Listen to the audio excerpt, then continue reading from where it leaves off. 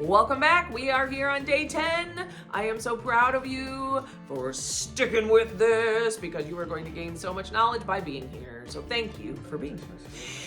Today is sort of day 3 of a little bit more of a deep dive in tech, right? So you have microphone knowledge now. If you watched all those YouTube videos that I linked for you, hopefully you have kind of a basic knowledge of all of that and cabling and stuff like that. The other end of things, okay, so you have a microphone, where does its sound go and how is it processed? Where do you get it from point A to point B? Well, that's usually an interface or a mixing board. And I have had a ton of requests for basic walkthroughs on interfaces and mixing boards. So rather than bore you to death by me talking about it, I actually pulled a bunch of videos from a lot of my friends at Sweetwater, I'll just be really honest. And they have reviews and walkthroughs on how to use an interface or a mixing board. So let me explain just some of the fundamentals, right? So an interface acts like a translator. It is a go-between for a microphone and a computer. And so basically it takes the sound from a microphone and it translates it so that a computer can understand what it is and capture it so you can work with it later. A board basically does the same thing, but you can think of it a little bit more as like a bus station. You have your sound come in and it has to go somewhere else. And this little board here tells it where to go and how to get there. It's a little bit of a dumber device if you think of it that way. Although there are digital boards that do a lot of crazy shit. So before you get in the weeds on all that, check out some of the videos that I put down below so you can see how all of that works.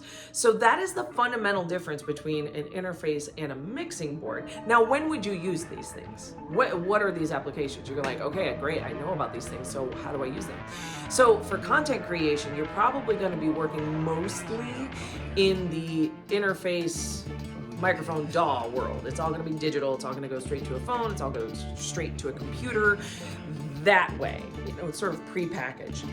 Boards are great for live production. So if you're doing a talk show, if you're doing a podcast, if you're doing like a small, small or large, like performance of some kind, and you have multiple microphones, that little gateway, you can think of it like Union Station, takes all of your microphone signals and it tells them, here, go to the PA.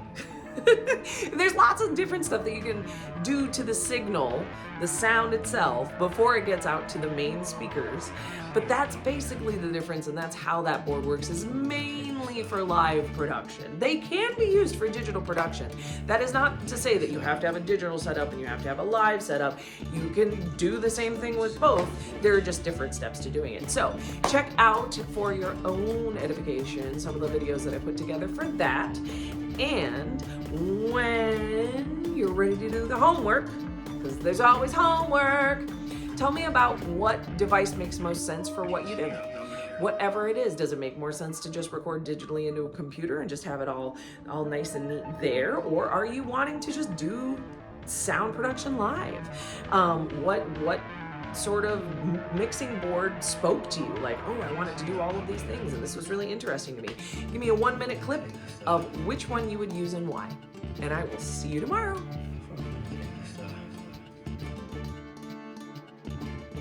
So I'm just gonna do flourish.